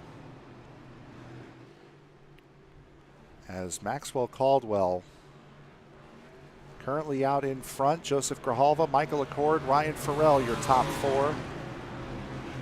As we get set to roll again, Maxwell Caldwell, of the drivers that are up here, Maxwell Caldwell has been the dominant force tonight. Yeah, he's been very strong up front. Barrett Flowe's been able to challenge him at times. The latter half of this race, he struggled, from what I see, is handling issues. It's not going to get any better as he finds himself in sixth. Further on back through the field, the worse your car is going to handle. The best spot to be is right where Caldwell is. So we will have just over 25 laps to go here from the Charlotte Motor Speedway. Maxwell Caldwell, Joseph Grijalva on the front row. No restart zone. Green flag in the air here for Caldwell. And he gets a very good jump, about 0.4 of a second, as Grijalva battling to keep Michael Accord behind. Does that successfully, and now Farrell trying to get around the 17 on the high side. I tell you what, though, Frank, there are few in SCL that are more aggressive with a car they feel confident in than Joseph Grijalva in that 47 machine. Watch for him to pull out all the stops as he tries to chase down Caldwell. Farrell just does stay out in the top three, as that's not a good place for Farrell to be. We just saw Michael Accord have connection issues. Saw Joseph Grijalva having them earlier on, and now Farrell getting to that inside of Grijalva. And he will take that second position. Michael Accord now trying to jump down and try to take that position as well. And we made that note in qualifying to anticipate speed out of the 40 machine. Momentum's kind of been on his side in the last few days. And making his way up to second. The battle is back here for fifth between Yarbrough and Barrett Flowe. He was running in second position at Twin Ring Motegi as contact between the 47 and the 17. Trigger another backstretch caution. Two more hits. Was that Michael Matta? It was Michael Matta making his way back out onto the racetrack after being involved in a previous incident with nowhere to go. It's low-hanging fruit, but I won't say it. As Here's the bump. Take a look. Cord, and then there's Gilray, and then Matta just barely misses getting through it and catches that inside wall as well. And as you said, Mike Peters catching the outside wall as well. So with that, we'll take a quick break. We'll be right back. We'll try to calm down here from what has been a wild race. We've got 24 laps to go in the Cisco Moon 600, and yeah, that's the state of the car.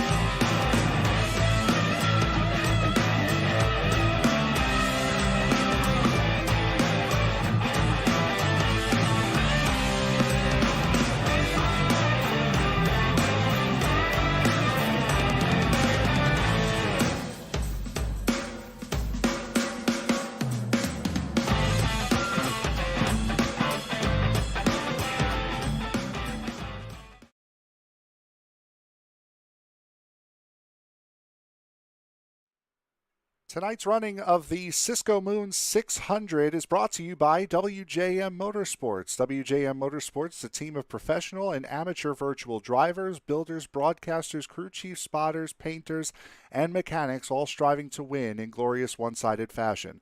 They provide extensive exposure for sponsors within the real world and over the virtual racing world with an emphasis on iRacing.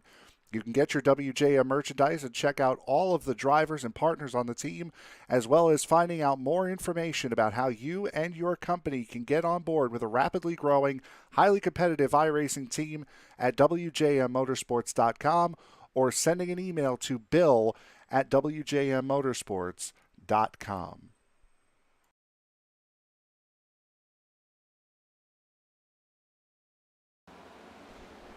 2 for 2 on the commercials. Maxwell Caldwell back out in front. Barrett Flowe, Joshua Yarbrough battling for second behind him. Frank told me to calm down during the commercials, but now he's all excited because his commercials are awesome. So here we are back at the race, and we get to see a great battle now between Barrett Flowe and Joshua Yarbrough. I'm sure Yarbrough's fine with Flowe getting in front of him. Yup, because he can go up and go to the high side where he's comfortable. Looking up into P5 here with 20 laps to go. Now, here it is. I could have swore, I've been thinking over these last couple of weeks that towards the end of last season, we were corrected on the pronunciation of the number 14's name. I thought it was Hoyer because I think of the hockey equipment company Bauer, and it's pronounced the same way. Apparently, we were corrected again in the chat. Zach has been saying it right. I've been saying it wrong. It's Tillman Hewer in P5, and we are under caution yet again. This time, I believe it is once again. And like I said, because you got the name right and I've been getting it wrong, you get one more tears of sweat joke, and I don't think it's been set up any better for you than right now. And take a look here at the replay. I'm not really sure. So he came out of pit road and then realized the car was still broken and stopped. Yeah. Huh. You could see the way that left rear is really cambered in at the bottom. Okay. Not quite sure what that incident was for. Well, my thing is, Frank, I didn't think if you had required repairs, that looked like a required repair to me. And I didn't think you could leave pit road with a required repair. The funny thing is, and funny you bring that up, because you can't. So he must not have had too long required repairs. Maybe we did see earlier on in this contest Todd Merkel get some damage, and then it suddenly break a control arm and send him into the fence. So perhaps that's what we get to see under very slow circumstances, mind you, with Michael Matta in the 16. Oh my goodness, under yellow. Yeah, that's live there. That's Parry Vance catching the outside wall there on pit exit. He had just come out of pit road. Darrell Redford also had a little bit of an issue getting off of pit road. There's Redford spinning out, getting onto coming off of pit road, and now here's Parry Vance getting back out onto the. He thought that car was a lot straighter than it actually was. I think, not sure, I think Joshua Yarbrough might be the cause of this caution. Or maybe not. So we're seeing Yarbrough here, and he's going to lose a couple of spots. This is down the front straightaway, or down the back straightaway. Caution's not out just yet. But it's showing here that showing on our end that he's losing about 4 spots right here. This would be very bad if we missed this because we were watching this battle. And then, yeah, the caution comes out right there. Or did it? Okay. Wait, am I, So... not sure what in the world happened then. Let's see a little bit further back. Yeah, no, this is not it. So we're not entirely sure what that caution was for. Well, the initial caution, Frank, came out for what we thought was Michael Matta, correct? It did not come out for Matta. The caution had come out after Matta had stopped. Or had come out before Matta had stopped, I should say. Huh. So that was not for the 16.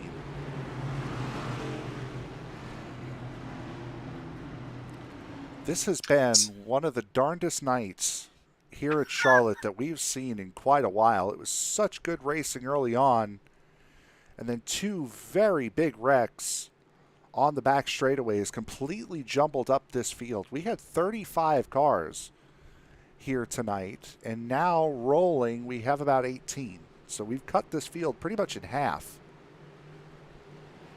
One guy I want to mention here quickly, Frank, before we go to green. He's in the top 10 right now. That's David Hannon, the 28. You can see him. He's the 5th car on the outside. Haven't talked a lot about him today, but he's now sitting pretty here with now 15 laps to go in 10th place. Hanna was involved in an incident earlier on tonight. Was able to get the fast repair and get rolling back out on track. About to get past 3 wide here as we go back to green flag racing once again. 15 laps to go. As Charles Teed and Michael Accord go battling side by side. Teed gives up the spot. As there goes Bob Fitzpatrick behind in that Hooters number 896 as Michael Accord looks to the inside of the 777 of Michael Caffrey. Feel like we've talked a lot about these Pennzoil Platinum machines tonight for all the wrong reasons. Yeah. Good to see him inside the top 10 right now, really fighting for positions with some of these guys that have been up front tonight. And another guy that we also, in the same regard, is Derek Gilray.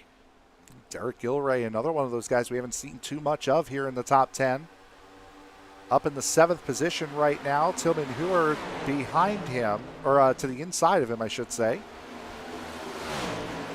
As Heuer trying to follow Ryan Farrell through. The sister car to Michael Caffrey at number 22 of Matthew Phaneuf did not have a good night. Involved in a couple of incidents, both coming off of turn 4. As 13 laps to go, and with all the mayhem that has happened around this racetrack tonight, Maxwell Caldwell and Barrett Flowe are still running 1-2. Yes, and they've done it very differently tonight, Frank, where we see Caldwell just really scratching and clawing for every spot out here. And Flowe's been, I don't want to say content. I don't think any good driver is content, but Flowe is okay with dropping back and then managing his equipment. He's not necessarily making these super uber aggressive moves, and yet they're still 1-2 here at Charlotte, taking the line now with 11 to go. Ryan Farrell is in a very, very good spot right now because Farrell came into pit on lap 101. The 2 leaders, Caldwell and Flowe, both came into pit on lap 72. So 30 lap tire advantage. However, there haven't been a lot of green flag laps on those 30 lap older tires. But Farrell has a massive advantage over the 2 drivers that he's behind right now with 10 laps to go. Yeah, on paper, we've seen, Frank, 17 and 20 lap tires make a huge difference. And now we're talking 30 laps. I think even with all these cautions, that's got to count for something. 40's in the catbird seat right now, as maybe the first mistake all night long from Maxwell Caldwell happens down the backstretch. Not sure if he got loose coming out of turn 2 or if that was designed, as Tillman Heuer Derek Gilray getting into the wall. There goes the 14 off through the grass. Keeping it straight, at least for the moment. Derek Gilray keeping it straight as well. We're staying green. Gilray into the wall again. Gilray's into the fence. Not quite sure what happened to the 14. We're still green. Now the caution comes out. Meanwhile, Farrell gets second place. We're going to be able to break down for you that are watching here on YouTube just what happened between these drivers moving through the trial oval. Oh. And now more. Ryan Farrell coming down pit road again. We've seen them do this. He did this back at Twin Ring Motegi. And now he's done.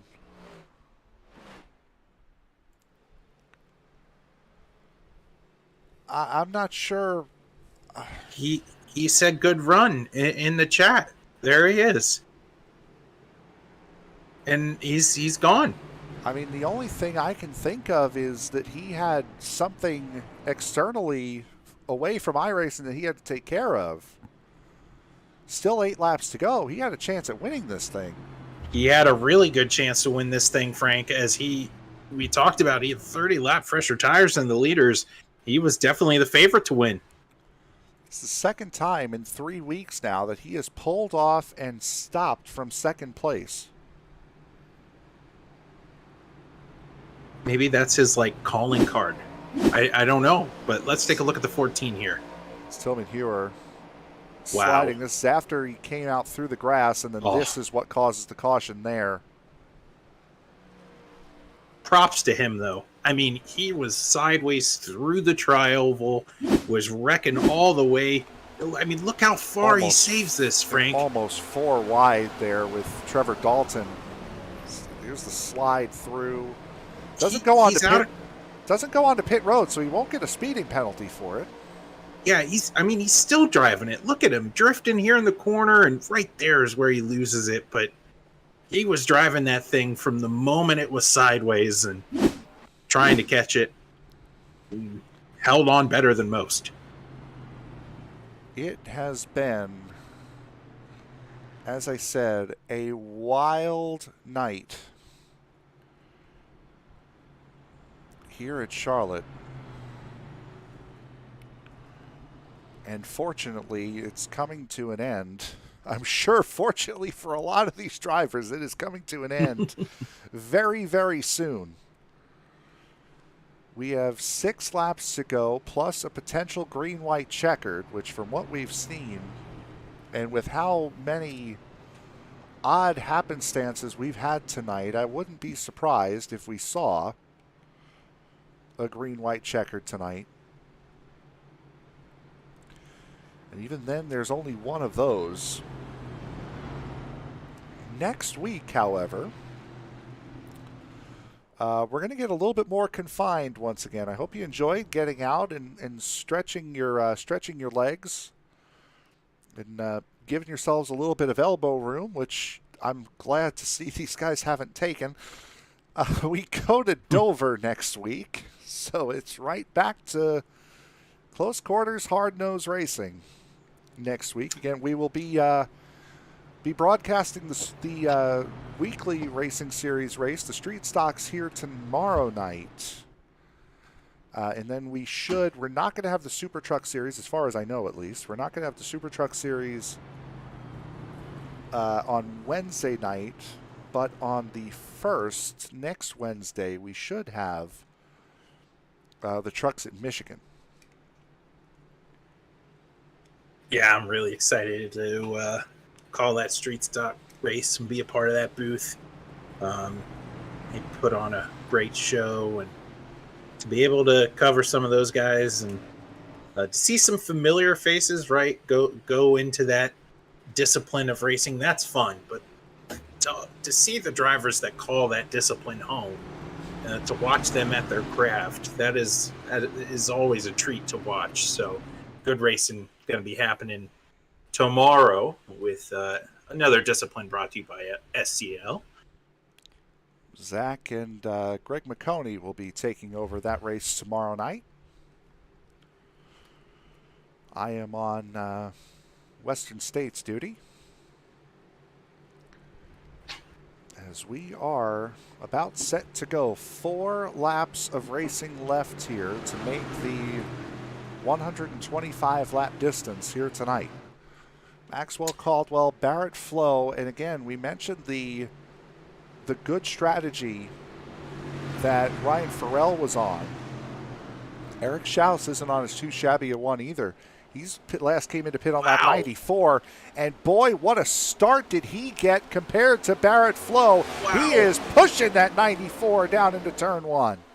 I'm speechless, Frank. That was an amazing restart by Eric Schaus. He did everything he was supposed to do on that restart to give himself a shot to win. Now he's got to fend off Michael Accord. There you see a couple of cars in the top 5 right now. Michael Accord came into pit on lap 102. Schaus on lap 94. Trevor Dalton on lap 107. So fresh tires abound, now swarming the 92 of Barrett Flowe. Have not quite caught Caldwell yet. Can Maxwell Caldwell fend off a field that has fresher tires? That's the story now, as you see a couple drivers on the inside trying to make their way around the shortest distance of this racetrack. Thought about 3 wide for second, thought better of it. Accord's got to get by. Contact between Accord and Schaus. That opens the door for Trevor Dalton. 3 wide for second. 2 laps to go. Caldwell starting to run away with this 3 wide battle. Dalton getting loose going into turn 1. Accord with it for the moment. Ultimately, these drivers are letting the leader, Maxwell Caldwell, get away. It is 3 wide for fourth. Now Accord is by Schaus. Can he make up 2 car lengths here in the final lap at Charlotte?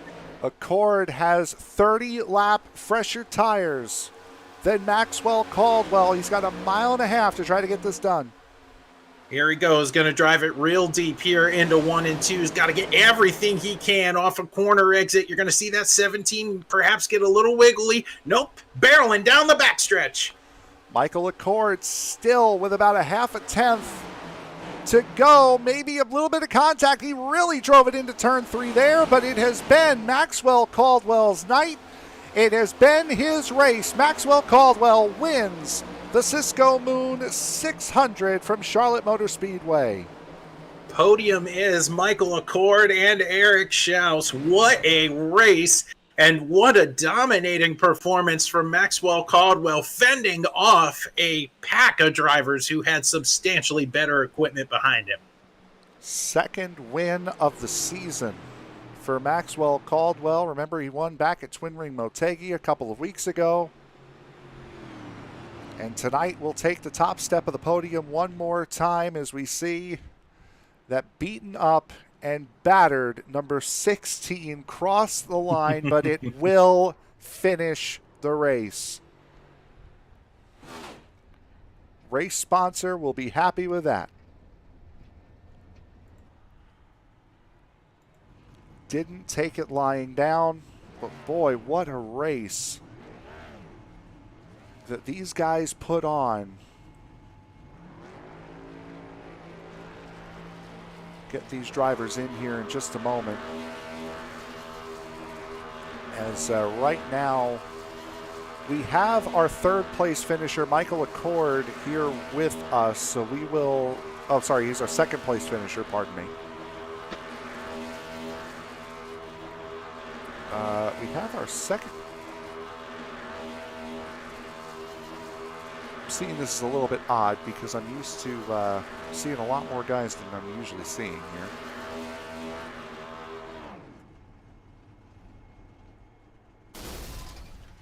There's either nobody in the chat or I'm seeing a significantly less amount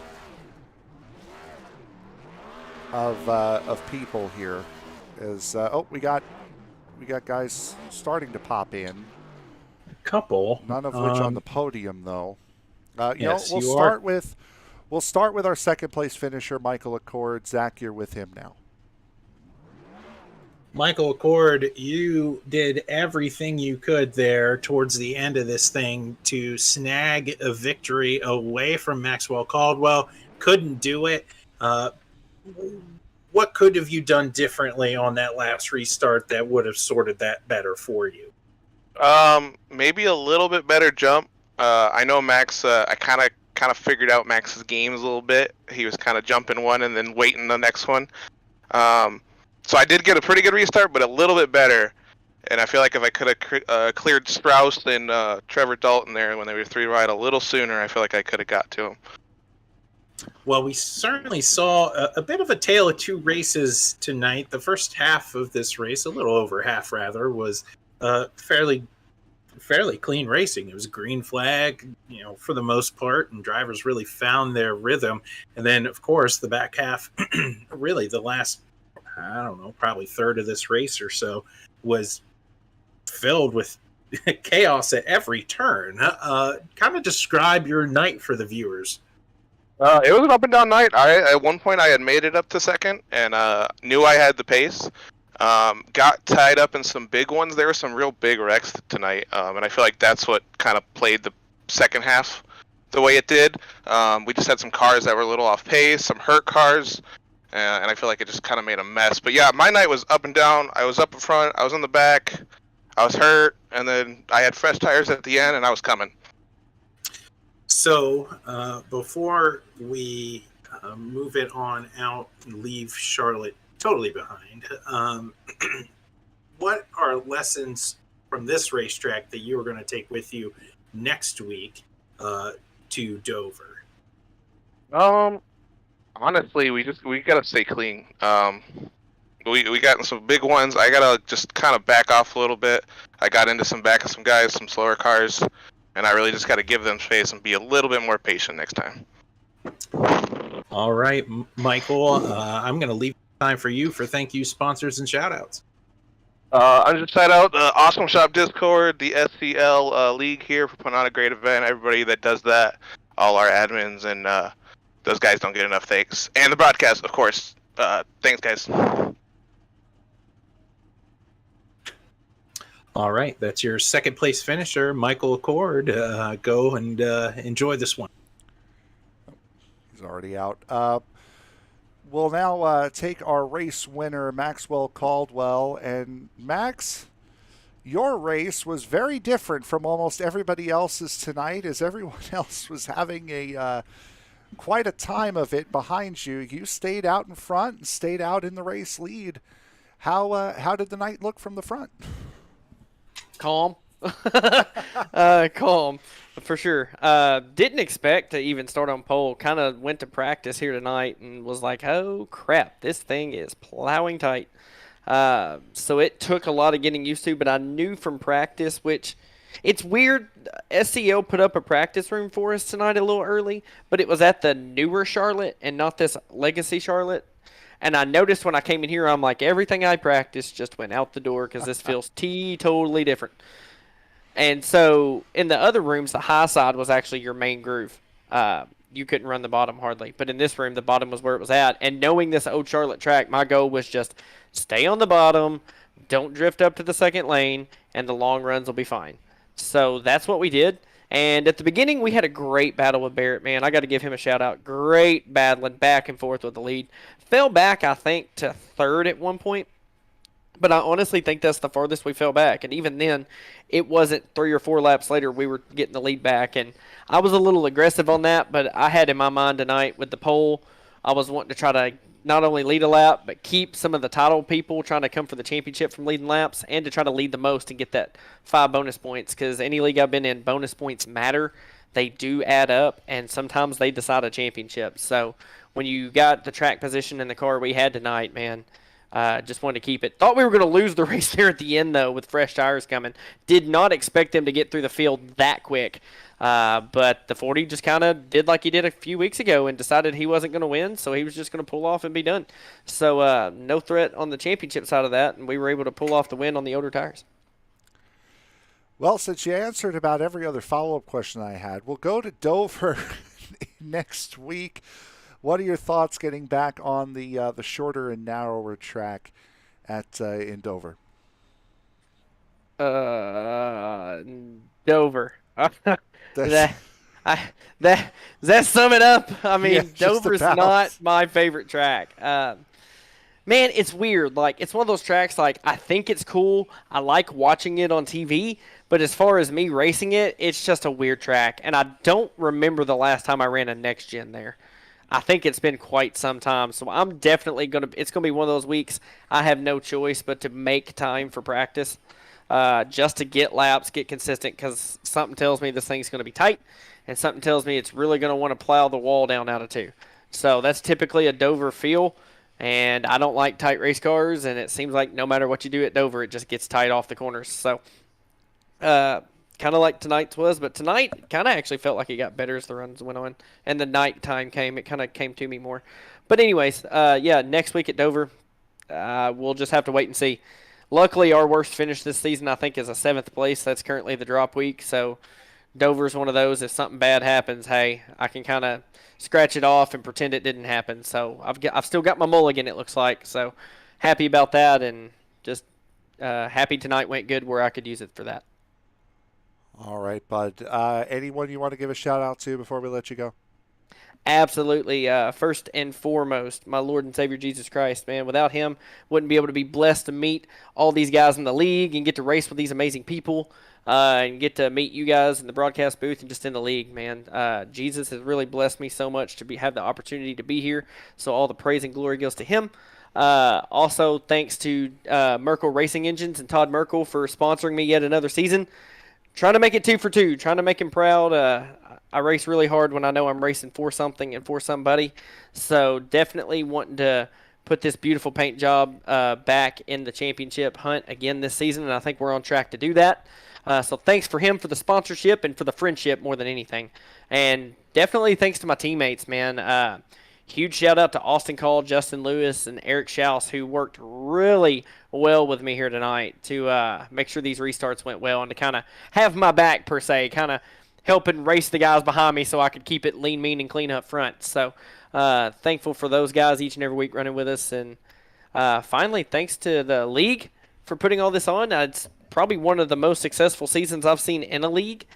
Definitely big car counts. I know we didn't have what we expected tonight, but man, I mean, we've been pushing some big car counts for a season, so it's been awesome to see that. And then finally, you guys at the broadcast, again, y'all are one of the most professional broadcasts I think I've heard in sim racing. So y'all do an excellent job, fantastic job, and I love being able to go back and hear it and listen to it mid-race when I'm checking in on what caused some yellows. That's what I use y'all for, is my yellow flag counter. I get to see what happened. But thankful for that, and just, man, it's just a blessing to be in this league and with you guys. All right, your race winner here tonight, 2nd of the season, and now your free and clear points leader, Maxwell Caldwell. Congratulations, bud. Thank you, sir. Appreciate it. And that will leave Zach Woods with the aforementioned Eric Schaus. Eric, you were top 10 ride nearly most of the day. As discussed earlier, this was a tale of 2 races where the front half, everybody kind of got into a rhythm. You had a very fast car underneath you, and then the second half was all about survival. Kind of describe for the fans out there what your day was like piloting the 60 machine. Yeah, like you said, the first half, we had some decently long runs in there. It felt like just as Maxwell and I started to pull away and our tires really started to come in compared to the rest of the field, the caution would come out, unfortunately. But we had the pace to hold the front for a lot of the race. Then in the second half, I had a little error, got caught on around lap 90 or something, put in the wall, so I fell to the back a little bit, and then it was fighting my way up front again, avoiding all those wrecks. And on that last restart, you left me speechless up here, which Frank's been trying to do forever. But you did it on one restart where you had a huge push, being able to time that restart correctly. And what could have you done from those next ensuing laps that could have wound up sealing the victory for you?